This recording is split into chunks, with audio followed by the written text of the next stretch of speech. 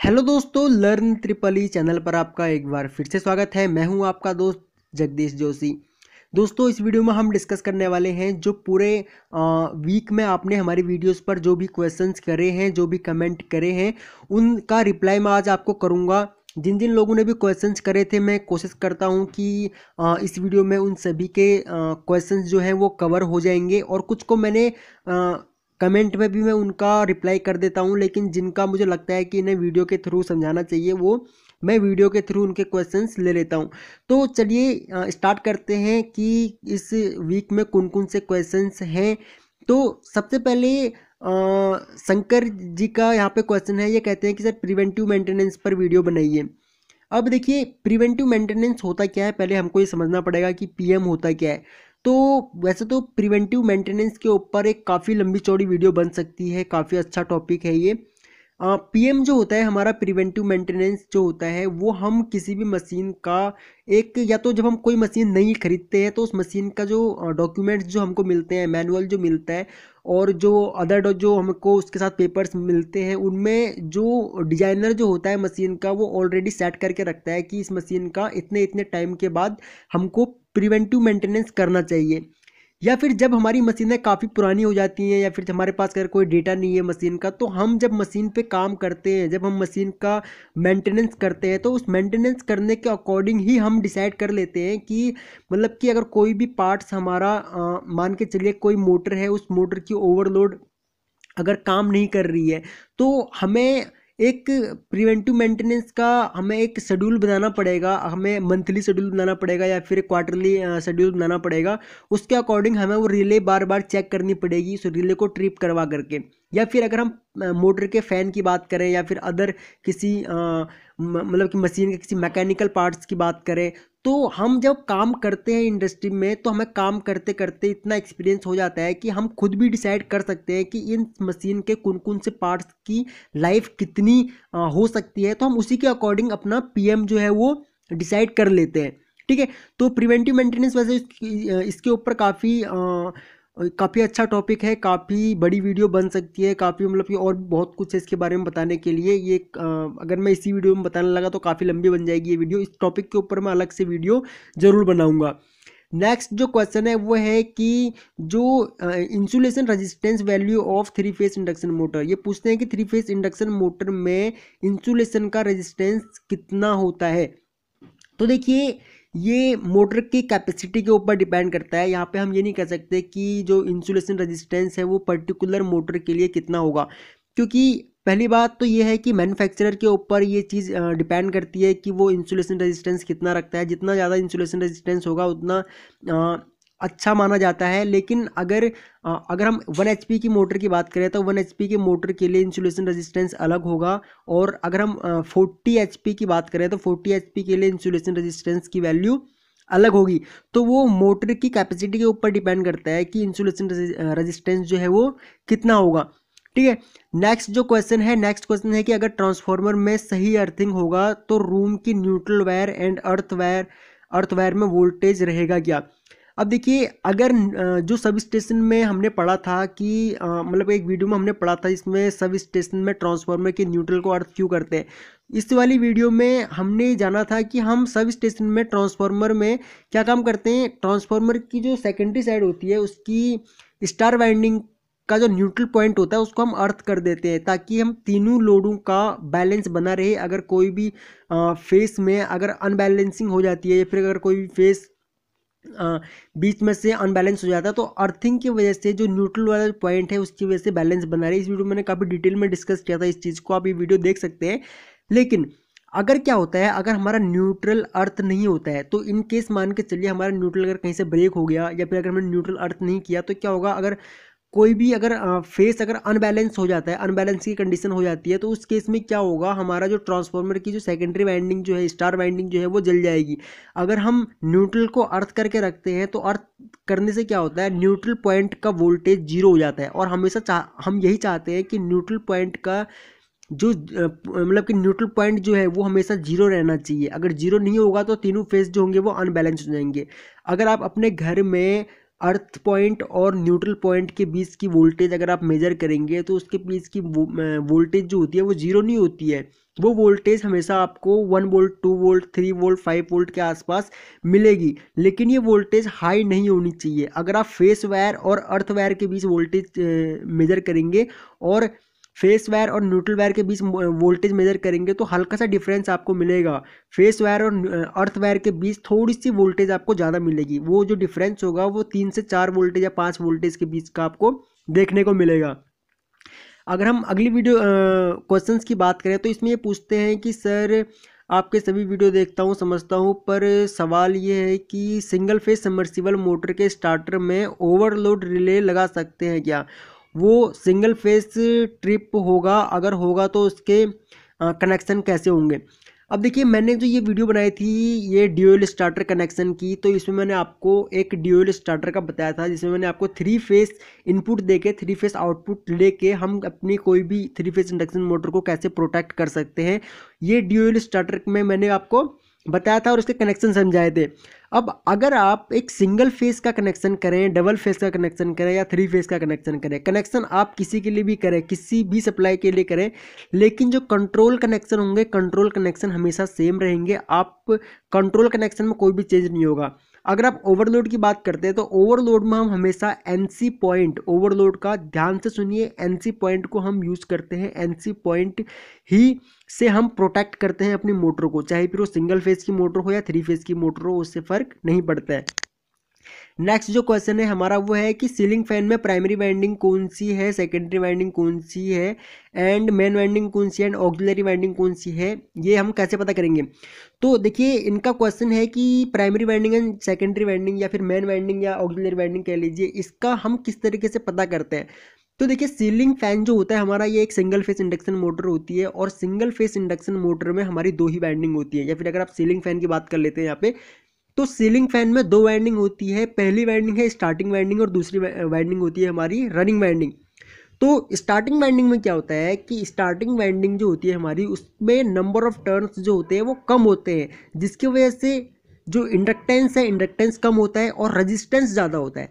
जो starting winding का resistance ज़्यादा होता है कंपेयर टू रनिंग वाइंडिंग के। अब अगर हम रनिंग वाइंडिंग की बात करते हैं तो रनिंग वाइंडिंग में क्या होता है, इसमें नंबर ऑफ टर्न्स जो होते हैं वो हाई होते हैं, ज़्यादा नंबर ऑफ टर्न्स यूज किए जाते हैं, मोर इसका इंडक्टेंस होता है, इंडक्टेंस भी ज़्यादा होता है, लेकिन रेजिस्टेंस कम होता है। इसकी वाइंडिंग का रेजिस्टेंस कम होता है, जिसकी वजह से करंट वोल्टेज को लैग करता है। ठीक है, तो अगर आपको ये जानना है कि किसी भी सीलिंग फैन में कौन सी वाइंडिंग स्टार्टिंग वाइंडिंग है, कौन सी वाइंडिंग रनिंग वाइंडिंग है, तो आप इसके लिए एक मल्टीमीटर लीजिए। मल्टीमीटर लेने के बाद आप जो 2 वाइंडिंग है, दोनों वाइंडिंग में आप उन दोनों का रेजिस्टेंस चेक कर सकते हैं। अगर आप मतलब जिस वाइंडिंग का रेजिस्टेंस कम बता रहा है, जिस वाइंडिंग का रेजिस्टेंस कम बता रहा है वो वाइंडिंग आपकी रनिंग वाइंडिंग होगी, और जिस वाइंडिंग का रेजिस्टेंस ज़्यादा बता रहा है वो वाइंडिंग आपकी स्टार्टिंग वाइंडिंग होगी। अगर आपके पास मल्टीमीटर भी नहीं है तो आप एक 100 वाट का बल्ब सीरीज में लगा करके एक सीरीज टेस्टिंग लैंप बना सकते हैं और उस लैंप से आप चेक कर सकते हैं। अगर आपका जो बल्ब है, बल्ब अगर आपका तेज चलता है, ठीक है, अगर उसकी रोशनी अगर तेज रहती है तो इसका मतलब ये है कि जो मतलब कि जिस वाइंडिंग में बल्ब तेज चल रहा है वो आपकी रनिंग वाइंडिंग है, और जिस वाइंडिंग में आपका बल्ब धीमा चल रहा है वो स्टार्टिंग वाइंडिंग है। ठीक है, तो आप इस तरीके से चेक कर सकते हैं। अगर हम नेक्स्ट टॉपिक की बात करते हैं, नेक्स्ट क्वेश्चन की बात करते हैं, तो ये कहते हैं कि इंजेक्शन कंपोनेंट जो होते हैं वो कहाँ मिलेंगे दिल्ली में। अब देखिए, इंजेक्शन कंपोनेंट की अगर आप बात करें तो आप लाजपत राय मार्केट में चले जाइए। अगर आप दिल्ली में रहते हैं तो ये लाजपत राय मार्केट जो है ये चांदनी चौक के ठीक सामने है। जो गुरुद्वारा है चांदनी चौक का, उसके ठीक सामने जो इलेक्ट्रिकल और इलेक्ट्रॉनिक्स की मार्केट है, यहाँ पे आपको सारे इंजेक्शन कंपोनेंट्स मिल जाएंगे। अगर आपको यहाँ भी नहीं मिलते हैं तो आप कमला नगर जा सकते हैं, वहाँ पे आपको सारे कंपोनेंट्स मिल जाएंगे। ओके, या फिर अगर आप ऑनलाइन खरीदना चाहते हैं तो आप ऑनलाइन भी खरीद सकते हैं। ये सारे प्रोडक्ट जो होते हैं वो ऑनलाइन भी अवेलेबल होते हैं। अब अगर हम ऋषि जी का क्वेश्चन लें तो ये कहते हैं कि पावर कंट्रोल के लिए 2 पोल की एमसीबी मेन सप्लाई कहाँ से लगाएं, स्टार्टर के इनपुट से या इस आउटपुट से? अब देखिए, पावर कंट्रोल के लिए अगर आप एमसीबी यूज़ कर रहे हैं तो आपको हमेशा कंट्रोलिंग से पहले एमसीबी लगानी चाहिए। कंट्रोलिंग के बाद एमसीबी लगाने का कोई मतलब नहीं होता है।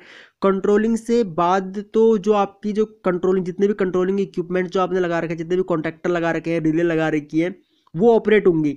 लेकिन जो मेन एमसीबी जो आप पावर कंट्रोल के लिए लगा रहे हैं वो आपको हमेशा इनपुट सेक्शन में लगाना पड़ेगा। जैसे ही आप पावर कंट्रोलिंग की वायर जहाँ पे दे रहे हैं, कंट्रोलिंग वायर आप जहाँ पे कनेक्ट कर रहे हो वहाँ पे आपको एक एमसीबी यूज़ करनी पड़ेगी, और एमसीबी का आउटपुट से आपको उसके बाद कंट्रोल सप्लाई को जो है स्टार्टर हो या फिर कोई भी आपका रिले हो उनको फिर उसके बाद आप सप्लाई दे सकते हो।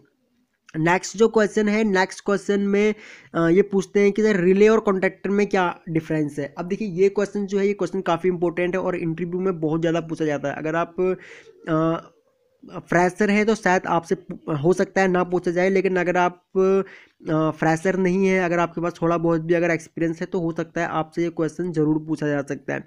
तो रिले और कॉन्टैक्टर क्या है, सबसे पहले हमको ये जानना पड़ेगा।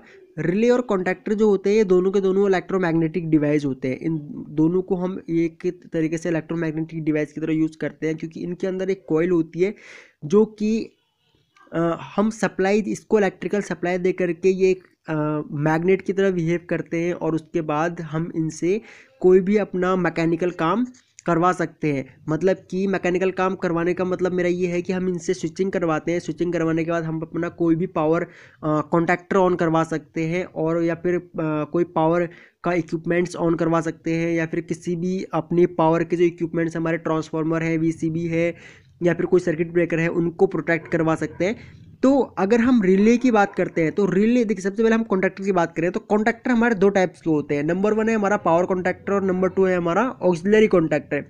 पावर कॉन्टैक्टर को हम हमेशा अपने पावर के जो हमारे मशीन्स हैं, जो हमारे इक्विपमेंट्स हैं, उनके लिए यूज़ करते हैं। Power contactor, power equipments means हमारी मोटर को प्रोटेक्ट करना, मोटर की स्विचिंग करना, इनके लिए हम यूज़ करते हैं। और दूसरा है हमारा ऑक्सिलरी कॉन्टैक्टर। ऑक्सिलरी कॉन्टैक्टर क्या काम करता है, ये हमारे कंट्रोल सर्किट को ऑन और ऑफ करता है। वैसे तो रिले और कॉन्टैक्टर दोनों ही हमारे सर्किट को ऑन और ऑफ करता है, लेकिन इनके यूजेस थोड़े से अलग हो जाते हैं, क्योंकि जो रिले है, रिले और ऑक्सिलरी कॉन्टैक्टर इन दोनों का काम ऑलमोस्ट सेम होता है। ये कंट्रोल सर्किट को ऑन और ऑफ करवाते हैं। रिले में इतनी कैपेसिटी नहीं होती है कि ये एज ए पावर कॉन्टैक्टर की तरह बिहेव कर सके। ये सिर्फ कंट्रोल सर्किट को ऑन और ऑफ करने के लिए यूज में लाए जाते हैं। ठीक है, उसके बाद नेक्स्ट जो क्वेश्चन है हमारा वो है कि 3 phase induction motor self start क्यों नहीं होती है। तो सॉरी, क्यों होती है, यहाँ पे ये है। तो यहाँ पे देखिए सिंगल फेज इंडक्शन मोटरें जो होती है हमारी वो सेल्फ स्टार्ट नहीं होती हैं, और 3 फेज इंडक्शन मोटरें हमारी सेल्फ स्टार्ट होती है। सिंगल फेज इंडक्शन मोटरों को सेल्फ स्टार्ट बनाने के लिए हम उसमें कैपेसिटर का यूज़ करते हैं, और 2 वाइंडिंग यूज़ की जाती है, रनिंग वाइंडिंग और स्टार्टिंग वाइंडिंग, इसीलिए यूज़ की जाती है उसमें 2 वाइंडिंग। ठीक है, तो यहाँ पे जो 3 फेज इंडक्शन मोटरें होती हैं वो सेल्फ स्टार्ट इसीलिए होती हैं क्योंकि किसी भी मोटर को सेल्फ स्टार्ट होने के लिए उसके अंदर रोटेटिंग मैग्नेटिक फील्ड का होना बहुत ज़रूरी होता है। अगर किसी मोटर के अंदर रोटेटिंग मैग्नेटिक फील्ड नहीं होगा तो वो मोटर सेल्फ स्टार्ट नहीं होगी। लेकिन जो सिंगल फेज इंडक्शन मोटरें होती हैं उनमें क्या होता है, हमारा जो मैग्नेटिक फील्ड जो होता है वो अल्टरनेटिंग होता है, वो मैग्नेटिक वो सॉरी रोटेटिंग मैग्नेटिक फील्ड नहीं होता है। तो 3 फेज इंडक्शन मोटरों में हमारा रोटेटिंग मैग्नेटिक फील्ड होता है, जिसकी वजह से ये हमारी सेल्फ स्टार्ट मोटरें होती हैं। नेक्स्ट क्वेश्चन जो है हमारा ये है कि सर मेरे पास लाइट के इग्नाइटर ख़राब हो गया है, तो ये पूछ रहे हैं कि ये कहाँ मिलेगा या फिर रिपेयर हो सकता है क्या। आप इग्नाइटर आपको किसी भी इलेक्ट्रिकल की शॉप पे मिल जाएगा, और अगर इसके रिपेयरिंग की बात करें तो इग्नाइटर रिपेयर नहीं होते हैं। इग्नाइटर को रिपेयर नहीं किया जा सकता। जिस तरीके से आप एक ट्यूबलाइट की जो चौक है, चौक ख़राब हो जाए तो आप उसे रिपेयर नहीं कर सकते, या फिर अगर कोई स्टार्टर ख़राब हो जाए तो स्टार्टर को आप रिपेयर नहीं कर सकते। ठीक उसी तरीके से आप इग्नाइटर को भी रिपेयर नहीं कर सकते, आपको ये नया ही ख़रीदना पड़ेगा। ठीक है, तो आप ये नया ख़रीद लीजिए। नया ख़रीदने के बाद आप जो आप सोडियम वेपर लैंप अगर आप यूज़ कर रहे हैं यहाँ पे, तो आप आसानी से इसको रिपेयर कर सकते हैं।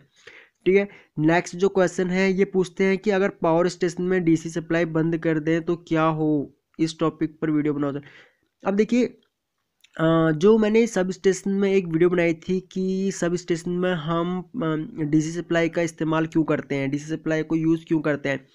तो उस वीडियो में मैंने आपको काफ़ी डिटेल में बताया था कि अगर हम सब स्टेशन में डीसी सप्लाई को यूज़ इसीलिए करते हैं कि अगर मान के चलिए हमें कभी पूरे के पूरे सब स्टेशन का या फिर किसी भी पार्ट्स का हमें सब स्टेशन में मेंटेनेंस करना है, या फिर सब स्टेशन में जो इनपुट सप्लाई जो आ रही है अगर वहाँ पर कोई फॉल्ट हो जाता है और हमें सब स्टेशन के अंदर कोई भी सप्लाई नहीं मिलती है, तो उस केस में अगर पीछे से ही कोई सप्लाई नहीं आ रही है तो क्या होगा, हमारे जो सब स्टेशन के अंदर जितने भी मशीन हैं, जितने भी हमारे कंपोनेंट लगे हुए हैं, वो सारे के सारे शट डाउन पड़ जाएंगे। तो उस केस में अगर हमें कोई भी पीएम करना है, कोई भी प्रिवेंटिव मेंटेनेंस करना है, तो प्रिवेंटिव मेंटेनेंस करने के लिए क्या होगा, हमें कोई भी मशीन को ऑपरेट करना होगा, हमें जो मैन पावर है, मैन पावर काटनी पड़ेगी। मैन पावर काटने के बाद हमें मशीनों का मेंटेनेंस करना पड़ेगा।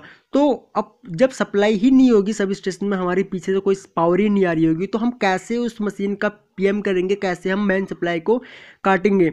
तो इस चीज़ का प्रॉब्लम को सॉल्व करने के लिए हम सब स्टेशनों में बैटरी बैंक को यूज़ करते हैं, बैटरीज को यूज़ करते हैं, ताकि जब भी हमारा कोई पावर फेलियर हो, तो हमें अगर कोई भी ऑपरेशन करना हो सब स्टेशन के अंदर, तो वहाँ पे हम डीसी सप्लाई को यूज़ कर सकें और डीसी सप्लाई से हम स्विचिंग कर सकें। और जितने भी सब स्टेशन में हमारी मशीनें होती हैं, उन सभी मशीनों की कंट्रोलिंग हमेशा डीसी सप्लाई से की जाती है, और वो प्रोटेक्शन के लिए भी काफ़ी इम्पोर्टेंट रहता है, और सेफ्टी के लिहाज से भी हम डीसी सप्लाई को यूज़ करते हैं सब स्टेशन के अंदर। अगर हम नेक्स्ट क्वेश्चन की बात करें यहाँ पे, तो ये पूछते हैं कि डीजल पावर प्लांट में लुब्रिकेशन ऑयल का क्या काम है। अब देखिए, सबसे पहले हमको ये समझना पड़ेगा कि लुब्रिकेशन ऑयल को हम क्यों यूज़ करते हैं। तो यहाँ पे लुब्रिकेशन ऑयल जो होता है गाइस हमारा, हम अपने मैकेनिकल जो हमारे पार्ट्स होते हैं ना, दो मैकेनिकल पार्ट्स अगर आपस में रोटेट कर रहे हैं, आपस में अगर हमने उनको कपलिंग करके या फिर किसी गियर सिस्टम से अगर कनेक्ट कर रखा है, तो हम ये चाहते हैं कि वो मैकेनिकल जो वहाँ पे जो घर्षण जो हो रहा है, या फिर अगर हम जो वहाँ पे मैकेनिकल जो मूवमेंट हो रहा है ना, उस मूवमेंट की वजह से जो मैकेनिकल जो डैमेज, जो मतलब कि अगर आप किसी भी दो मेटल को आपस में अगर आप कपलिंग उनकी यूज़ करते हो उनमें, या फिर अगर आप दो गेयर्स को आपस में लगाते हो, अगर आप उसमें कोई भी लुब्रिकेशन यूज़ नहीं करोगे, तो क्या होगा, वो दोनों के दोनों गियर बहुत जल्दी ख़राब हो जाएंगे। तो लुब्रिकेशन यूज़ करने का मेन पर्पज़ हमारा यही होता है कि हम उन मशीन के पार्ट्स का लाइफ ज़्यादा से ज़्यादा इंक्रीज़ कर सकें, उनकी लाइफ को इंक्रीज़ करने के लिए हम लुब्रिकेशन यूज़ करते हैं।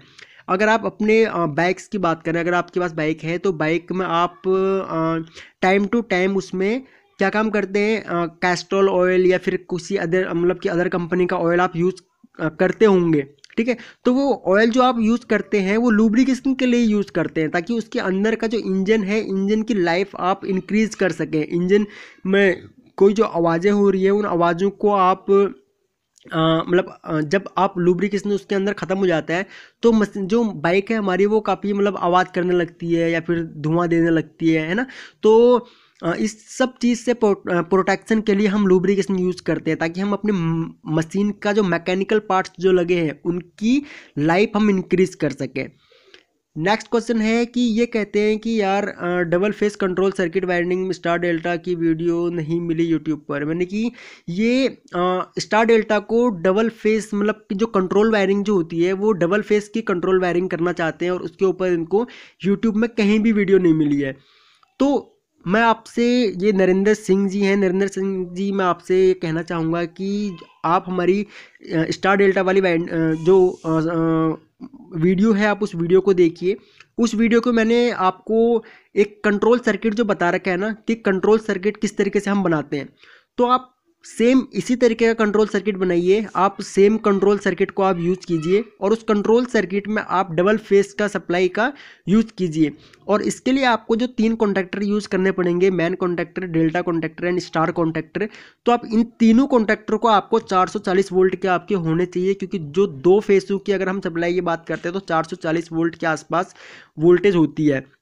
तो जो कंट्रोल सर्किट जो होते हैं, जो कंट्रोल वायरिंग जो होती है वो सेम होती है, चाहे आप 24 वोल्ट के लिए यूज़ करो डीसी के लिए, या फिर 110 वोल्ट के लिए यूज़ करो एसी के लिए, या 220 वोल्ट के लिए यूज़ करो, या 440 वोल्ट के लिए यूज़ करो। आप किसी भी वोल्टेज के लिए यूज़ करो, कंट्रोल सर्किट जो होता है वो सेम होता है, कंट्रोल वायरिंग हमारी सेम होती है। तो आप कंट्रोल वायरिंग सेम रखिए, लेकिन कॉन्टैक्टर आपकी रिक्वायरमेंट की मतलब कि जो आपकी वोल्टेज की जो रिक्वायरमेंट है, जो आप जितने भी वोल्ट की कंट्रोल सर्किट जो का आप यूज़ कर रहे हो, उसी वोल्टेज का आपका जो है वो कॉन्टैक्टर भी होने चाहिए, ठीक है।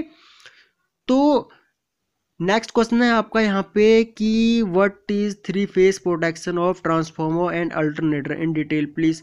अब देखिए यहाँ पे ट्रांसफार्मर एंड अल्टरनेटर के प्रोटेक्शन की बात आ रही है, तो यहाँ पर इसका काफ़ी अच्छा टॉपिक है ये, और मतलब काफ़ी बड़ा टॉपिक भी है, तो इसके लिए मैं अलग से वीडियो ज़रूर बनाऊंगा। लेकिन अगर मैं शॉर्ट में बात करूँ तो ट्रांसफार्मर और अल्टरनेटर इन दोनों को प्रोटेक्ट करने के लिए हम नॉर्मली काफ़ी रिलेज का यूज़ करते हैं। और रिलेज के साथ साथ देखिए, चाहे आप ट्रांसफार्मर को प्रोटेक्ट करो या फिर अल्टरनेटर को प्रोटेक्ट करो, जो रिले है हमारी वो प्रोटेक्टिंग डिवाइस है, अल्टरनेटर हमारा प्रोटेक्टिंग डिवाइस है। हम इसको अपनी मशीन्स को प्रोटेक्ट करने के लिए यूज़ करते हैं।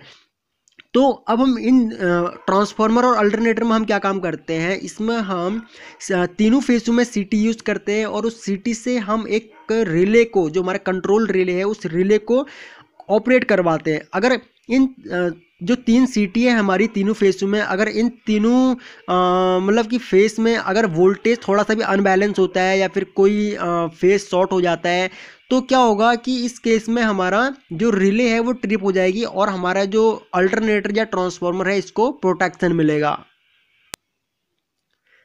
अब अगर हम नेक्स्ट क्वेश्चन की बात करें तो इसमें ये पूछ रहे हैं कि हमारी जो HRC फ्यूज़ वाली जो वीडियो थी, HRC फ्यूज़ में ये क्वेश्चन था कि आर्क क्या होता है। देखिए, आर्क HRC फ्यूज़ हमको सबसे पहले ये समझना पड़ेगा कि फ्यूज़ क्या होते हैं, और उसके बाद HRC फ्यूज़ क्या होता है और इसकी वर्किंग क्या होती है। ये वीडियो मैंने आपको काफ़ी डिटेल में बता रखा है, हो सकता है इनको समझ में ना आया हो।